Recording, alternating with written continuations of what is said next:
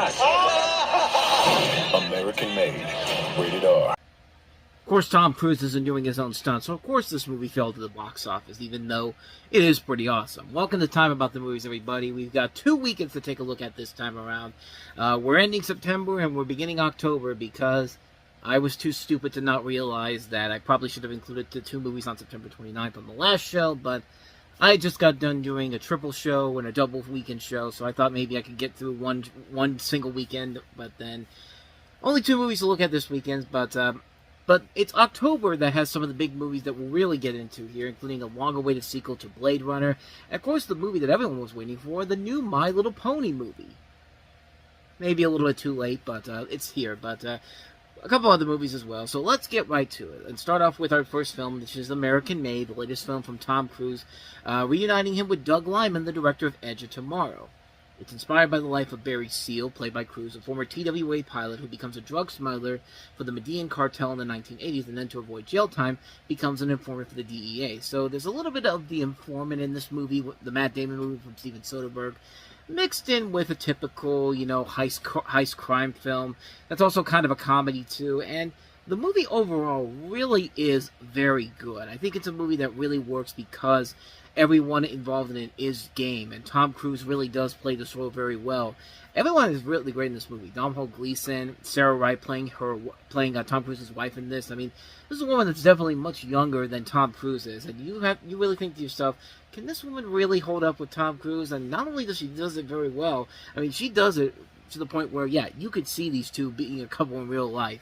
But we also got Jesse Plemons from Breaking Bad, Caleb Landry Jones, Lola Kirk, Jayva Mays, Benito Martinez, E. Roger Mitchell. There is a good cast involved in this film, and the film overall does a very good job of creating something unique and different overall with its setup overall, and giving you Tom Cruise in a role that you're not used to seeing him doing it per usual. I mean, this is not a movie where he's running away from gigantic explosions and all that. There's stunts in this, but, it's not the movie where he's performing his own stunts and all that, which, like I said, probably is the reason why this movie didn't do so well. I mean, it didn't do horrible business, but it was largely forgotten almost after it came out. It just barely made its money back at the box office.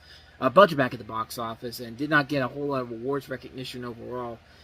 It's a shame, man, because this is a movie that does show Tom Cruise doing what he can do so well. The guy is a phenomenal actor, and not just because of his action movies, but his range in some of these roles where he's not playing the typical Tom Cruise heroic character, like in Edge of Tomorrow is a great example, or Tropic Thunder, where he's playing the jackass and like all this makeup and all that in Les Grossman. But he is really good. He's a really good actor, and this movie definitely shows you why that is the case here. I really like this one a lot. It's a very underrated film. If you have not seen American Made, definitely check it out. It's a really, really good movie.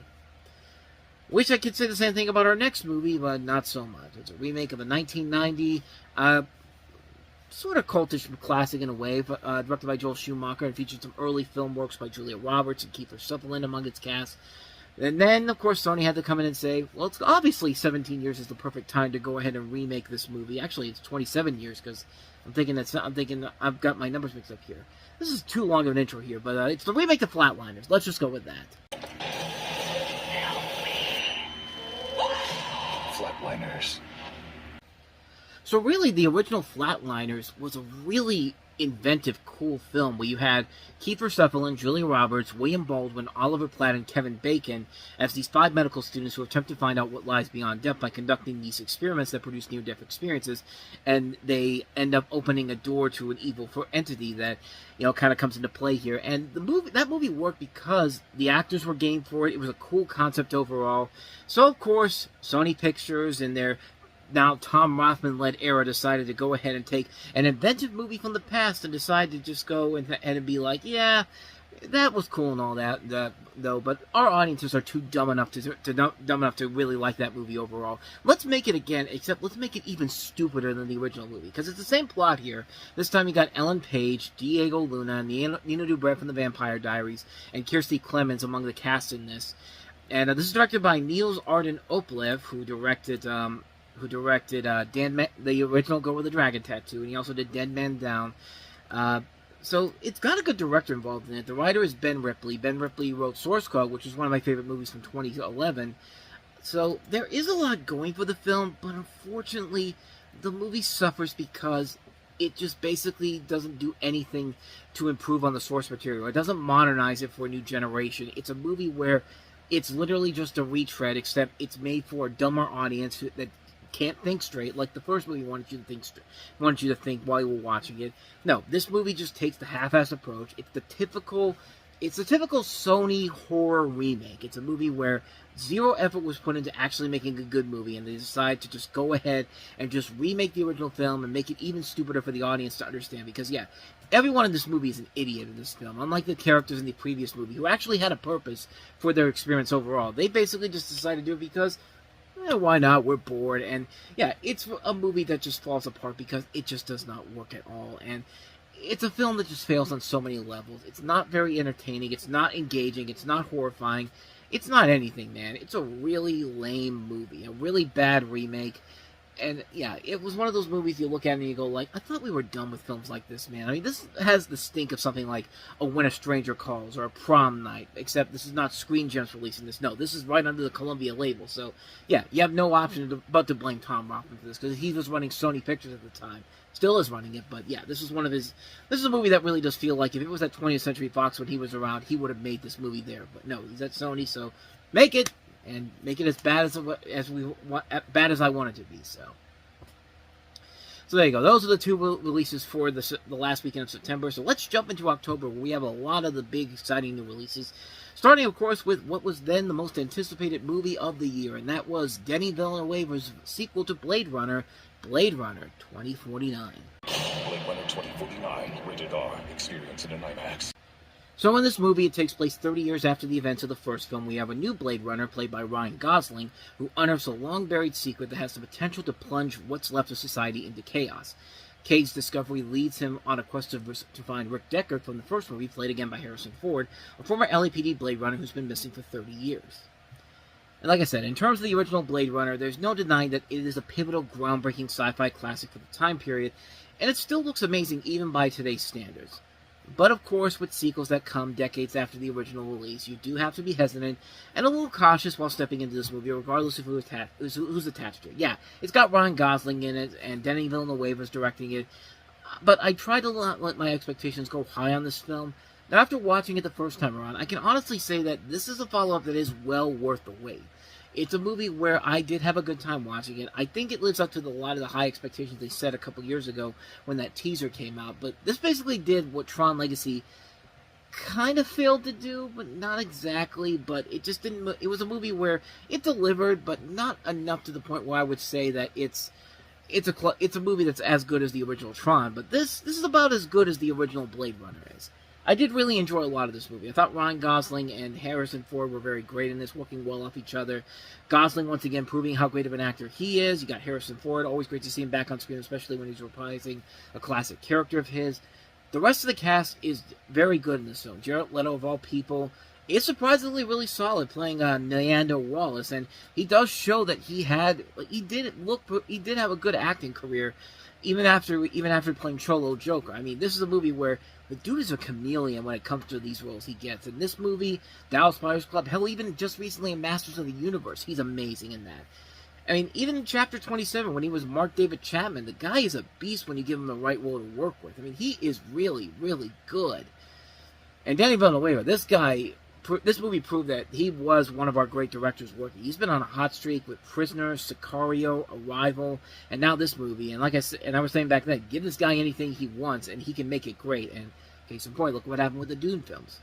The visual look of the film is amazing. They definitely updated the futuristic setting of the universe and taken that original approach and moved it up to 11. It has a cool, stylistic, amazing, unique visual style to it that does make it stand out over the predecessor. If there's anything that I'll say that is probably against the movie overall, the script does a little bit too much reminiscence of the story structure of Star Wars The Force Awakens, where you have new characters meeting up with older characters. There's definitely many spots where you can pinpoint a little too many similarities to The Force Awakens, but to be fair, they do steer away from straight up nabbing specific elements about it, most notably not killing off Harrison Ford's character. Sort of. If you see the movie, you know exactly what I'm talking about. But other than that, though, I still think it's a good movie. I still really enjoyed it a lot. I think the anticipation was very much worth it. The visuals are amazing. The action is intense. The directing is top-notch. The casting is great. The script is well done for the most part. It's a really, really great movie and should be seen. If you can see it on the biggest screen possible or on 4K, definitely do it, man, because it is definitely worth the watch overall. And also, how can you go wrong with a scene where Ryan Gosling is staring up at a gigantic Ana de Armas naked? I mean, that should be the selling point of the movie right there, honestly. But I digress. So let's go ahead and move on to the movie that tried to combat Blade Runner 2049 and kind of failed at that. Idris Elba and Kate Winslet starring in The Mountain Between Us. We're not gonna die. Not today. The Mountain Between Us, rated PG-13. The mountain between us. Okay, I had to do it for that one thing. Even though that I changed the name of the space between us to the mountain between us. This is the second movie this year that has that kind of a title. You know, the space between us was earlier in the year, and now the mountain between us. And so yeah. And oh, by the way, I think Idris Elba set that whole thing up there because just as he was about to tell her name, you know, the plane goes down, and they're stuck and Idris Elba's stuck with a beautiful British actress that he would love to bang, and let's face it, she probably would want to bang too. Actually, Idris Elba's had a couple of these movies around this time. There was this, and then 3,000 Years of Longing with Tilda Swinton in it. But unlike 3,000 Years of Longing, this one is not as good. And then again, you have a script written by Chris Weitz that could lead to a contributing factor to why this didn't work. But this is based off of a novel. We have Idris Elba and Kate Winslet as a surgeon and journalist, respectively, who survive a plane crash with a dog and are stranded in the high Utah's wilderness, located in northeastern Utah, with injuries and harsh weather conditions. And it's one of those mountain movies where it's one of those films where you're either alive or you're in Alaska. And this one is Alaska. I mean, this is a movie where you can see the good aspects from Alive in this, but also you can see the bad aspects of Alaska in this. You have a lot of too many ridiculous, far-fetched situations that these characters get involved in here. And usually I like a movie set in the snow, but even then, this is goddamn ridiculous, man. This movie just goes way too far, way too many times in this movie to try to exceed your expectations overall. And I'll give it this. The performances overall are okay, I guess. They're not the greatest overall by Idris Elba and Kate Winslet, but they're two solid actors who really do know how to make this work in general and keep you invested overall. But even that's not really enough to save the film overall. It's mostly kind of a boring movie, honestly, because other than them getting together, there's really nothing about these two that are very unique and make them stand out in any way, shape, or form. It's just not there with this film overall. It just really feels like you feel like you have a missed opportunity here with these two great actors, and it just never delivers on what I think it could have really ended up doing for this. But it's not bad. It's just mostly forgettable. It's a lackluster film that doesn't really have a whole lot of merit to it. Yeah, it's not a very worthwhile film overall. So with that said, let's go ahead and get to the big kids film of the holiday season. Not really the holiday season, but we're getting to the holidays, but not the big kids film of October. Even though time and time again, it's been proven that most kids' films don't usually do very well during this time. Lionsgate comes in and says, well, why can't we try with My Little Pony the movie? That was fun! Can we do it again? My Little Pony, the movie, rated PG, October 6th. Of course, this was based off the Friendship is Magic TV series, which by this point, it was already in like its 8th season, and admittingly, the nostalgia and zeitgeist of it was starting to fade out a little bit overall, and the popularity of it was very much starting to tie down at this point. So maybe it was not the best time to release this movie 7 years after the show first premiered. But hey, they got it out there, and you know what? I went to go see it because hey, a 2D animated movie on the big screen is a rare thing in this world. So of course I went to go see it. Plus I like the show overall. But a dark force threatens Ponyville and the main six, Twilight Sparkle, Applejack, Rainbow Dash, Pinkie Pie, Fluttershy, and Rarity, embark on an unforgettable journey beyond Equestria where they meet new friends and exciting challengers on a quest to use the magic of friendship to save their home. And again, it's important to clear a couple things up here, because there were some things that needed to be said about this film. For one thing, like I said, I did watch the My Little Pony Friendship is Magic series. I think it is much better and more nicely animated than previous incarnations of the franchise have been. You can get some pretty good laughs here and there. Also, that needs to be addressed, that there has been some negativity that this particular movie was having around that time. Like, I'm not going to praise this incarnation of My Little Pony as, like, top-tier entertainment. It is for what it is. It's a kid's show, especially for the younger girls who will still like it, but like with the Powerpuff Girls, it finds universal appeal for the adults, too. And, I'm not talking about the new Powerpuff Girls show that was around that time, the old school one, which, of course, Lauren Faust is one of the main people who put this thing together in the first place when it first premiered. I mean, there was even a professional critic online saying that this movie was even worse than the Emoji Movie. Like, one of the most universally panned movies of this year, maybe of all time. And, yeah, Hollywood Reporter, you're just wrong, because that's the place they wrote that review. And look, I saw the movie. I can already tell you that this was nowhere near as bad as the Emoji Movie was. At that time, I hadn't even seen the Emoji Movie, but I can tell you that this is nothing like the Emoji Movie on any level. And the dude clearly is just looking to make a name for himself by saying something over the top and stupid. I can't even remember who wrote that review, but to say that this is worse than the Emoji Movie, I mean, come on. From that trailer alone, it's already better than the Emoji Movie was. At least it's trying to be entertaining and not insult your kid's intelligence, unlike that movie did. Now, to be fair, let's actually talk about the movie in particular. And really, all I can say about it is, it's fine. It's perfectly fine for what it is, especially for the fans of the show and for the kids. It's fine for what it is.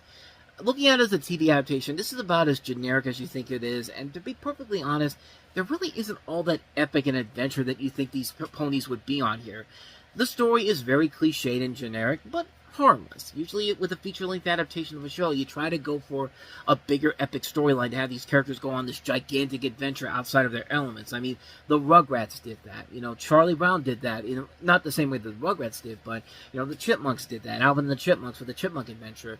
SpongeBob has done it several times with his movies. I mean, it's the Simpsons have done it. I mean, it's not the biggest in the movie. The biggest adventure of this is that they got to leave Equestria. Because, like Star Trek, the whole thing about, we're going to do time travel for the first time. Yeah, I'm pretty sure you've done time travel many, many times before you said that you're going to do this for the first time ever. Just like with these ponies here, it's just like, it's pretty obvious they have left this place before several times in the past. I mean, really, they have left Equestria several times in the show here. And yet in this, they're making it like the biggest deal ever that they're leaving their home to go find somebody, to go find some help. And so this is not really that big of an adventure considering everything that these characters have done in the past. From an animation standpoint, the animation is pretty good. It's decent. It's a movie where you could definitely tell it looks like it has a much different feel to it than the TV series does. It looks much crisper and cleaner than the show.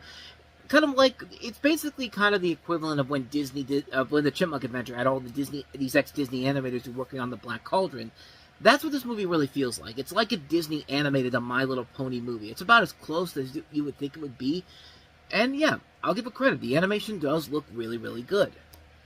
There's a couple of decent chuckles, but nothing really laugh-out-loud worthy. I mean, in the show, Pinkie Pie alone has some of the funniest moments in that show. But here, there's nothing about this movie that makes me laugh out loud. It's just kind of like, that was pretty good. That was pretty amusing. I thought the overall voice work was nicely done, not just from the main actors, but you have Emily Blunt working surprisingly really good as Tempest. Liev Schreiber, whenever he shows up as the Storm King, he seems like he's having the time of his life with that role. And you can probably see why the people who made Spider-Man cast him as Kingpin in Into the Spider-Verse, which probably had nothing to do with this movie, but it shows that, hey, Liev Schreiber can play a pretty good villain. Taye Diggs was kind of fun to watch, this con artist cat. Zoe Saldana's got a decent role as a pirate bird. Kristen Chenoweth has a nice little role as this sea pony, and probably the only lackluster roles in there was Michael Pena as the sidekick to Tempest, especially Sia, who is basically just playing herself as a pony, and while that is a funny concept, they never really do anything with it. She only shows up a little bit in the beginning, there's a little bit of her in the middle, and then they do the final musical sequence, but other than that, she's kind of pointless in this movie, and yeah, definitely a move that will not age very well in about 5 years' time, considering how she kind of ruined her career after that. Even the songs really aren't that memorable in this movie. They start the movie off off the bat with this Kids Bop-esque version of We Got the Beat. But it's not called that. No. It's called Ponies Got the Beat. You get it? Because it's My Little Pony. Please take us seriously. And there are a couple of moments in here that I did really enjoy. Like, I did think the final climax was a lot of fun. And I'll give it this. They know how sadistic the villain deaths in My Little Pony in the past got, because yeah, when they kill off the Storm King in this movie, it's pretty harsh, man. You got this big scene where Tempest feels betrayed by the Storm King, so she joins up with the ponies, and the Storm King's getting his last throw in, and then Tempest gets in front of it, and she freezes. Because the thing with the Storm King is that he throws these bombs, and it can turn you into stone. And so Tempest gets in the way and blocks it, and forces her and the Storm King to turn into rocks. But the Storm King then falls off the castle and then just goes down to the ground. And he's just destroyed, like bam, like he's breaking apart all over the place, just like, yeah, that bitch is dead. I mean, because the original My Little Pony cartoons back in the day used to go that dark, man. Watch some of those older My Little Pony cartoons and see that the death count in those is really, really impressive overall. And how just, yeah, it was basically a show for little girls and all that, but they were not afraid to get dark when they needed to. But then again, it was the 1980s. They had moments where, villains were getting destroyed in the most sadistic ways, and brilliant little moments like this. All that I had wished for. That's right. I bet you didn't know that Ponyville was actually had hell underneath it. It's a scene that, for the longest time, everyone thought was an actual scene from the My Little Ponytails cartoon, but no, it was not that at all. But nevertheless, that is still one hell of a funny mashup there. Whoever did that before in the past, my applause to you. You did a fantastic job. What the hell was even that? Like, there you go. A more appropriate clap there, but My Little Pony the movie, like I said, it's completely harmless, and certainly nowhere near as bad as the Emoji Movie. I mean, it's not even one of the worst animated movies ever made. It's just a passable piece of entertainment, which, admittingly, I felt like kind of came after the zeitgeist of My Little Pony Friendship is Magic kind of came to a close. The animation looks great, the voice work is nicely done, but the story is very generic. There's not really a whole lot of excitement or intensity to the film that would appeal to the universal fan base. If your kids wanted to see the film, and you're looking for a kids movie to take them to, this is perfectly fine for them. If you're an adult fan of the show and curious about the movie itself, I would say find it on Blu-ray or DVD, and even look for it online, because really, you can watch a lot of the best stuff on YouTube and not even have to see the whole movie overall. It's not a movie you really should rush out to see overall, so take that for what you will. So that is My Little Pony the movie, so let's go ahead and move on to our last film that we have here, and that is Sean Baker's The Florida Project. Let's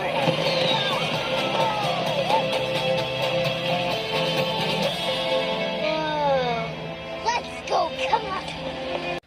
The movie that essentially introduced a lot of people, myself included, to the man who would eventually direct the Oscar-winning Honorable for the Best Picture. And it's a movie that is very much a slice-of-life, coming-of-age drama where you focus on the summertime adventures of a 6-year-old girl who lives with her unemployed single mother in a budget motel in Kissimmee, Florida, the little girl being played by Bria Venati. And you also have their struggle to make ends meet and slave off homelessness to take place in a realistic environment near Walt Disney World, which was codenamed the Florida Project during its planning stages. It juxtaposes this with the local residents' less glamorous day-to-day lives, including Willem Dafoe, who actually got an Academy Award nomination for this performance, and rightfully so, because he was really good, and the children's joyful adventures as they explore and make the most of their surroundings while remaining blissfully ignorant of the hardships that adult caretakers face. The other girl in this movie being played by Brooklyn Prince, who would later go on to star in the Lego Movie 2 and also The Turning. Yeah, this is a really, really good movie, man. It's a movie that definitely does not feel like a film that is forcing these manipulative emotions on you overall. It's just a good slice-of-life movie that just basically shows you normal people living out their situations overall here. Yeah, it can be uncomfortable at times, but this is just how life goes, man. And the movie just works incredibly well. You could see why Willem Dafoe won the Oscar for this performance. Didn't even win an Oscar. He was nominated for this, but he could have easily won this award, and I don't think people would have minded, because he was really good in this film. He gave a performance that was definitely outside of his norm and very different compared to what we're used to seeing him doing with a film like this. And it just works so well, man. It's a really good film, a really nice film overall. I enjoyed it a lot. If you haven't seen The Florida Project, definitely check it out, especially if you haven't seen it and you've seen Honora. See where this guy really became known to people, because it's definitely a film that deserves a lot of attention overall. It's a well-made film. I can't recommend this puppy enough. The Florida Project is a must-see film. And so with that said, we wrap up another episode of Time About the Movies, and we actually do have one single weekend coming up next week. Next time around, that's tomorrow, of course, with Happy Death Day. These are all being released on Friday the 13th of October, and yet no Jason movie this year. Happy Death Day, though, is the biggest new release from Jason Blum. We also have The Foreigner, the Foreigner starring Jackie Chan in a movie by STX. We have Marshall with Chadwick Boseman starring as Thurgood Marshall as part of the Chadwick Boseman historical icon cinematic universe, I guess. But we have the other Wonder Woman film of 2017, Professor Marsden and the Wonder Woman, about the creation of the character, and how there was also some kind of like lesbianism going on between the fantasies of the psychologist and his wife and the mistress who inspired the creation of the character. It's a complicated movie overall, but we'll take a look at that, and we'll also take a look at Goodbye Christopher Robin, the first of 2 Christopher Robin movies to be released over the next year. This one released by Fox, the other of course being released by Disney. But by the time Christopher Robin comes out, Fox will essentially be within Disney's library already. But so yeah, we'll take a look at those movies. As I said, Happy Death Day, The Foreigner, Marshall, Professor Marsden and the Wonder Woman, and Goodbye Christopher Robin. So 5 films to look at tomorrow. We'll do that here, of course, tomorrow on the show. So be on the lookout for that. With all that said, though, thank you so much for watching this, and I hope you enjoyed it. If you did, please go ahead and do me the honors of hitting that like button, that subscribe button, and that notification button. Also, don't forget to check out our playlist, and don't forget to check out the previous episode we did. So with all that said, whether it's in the past, the present, or the future, I will see you at the movies. Take care.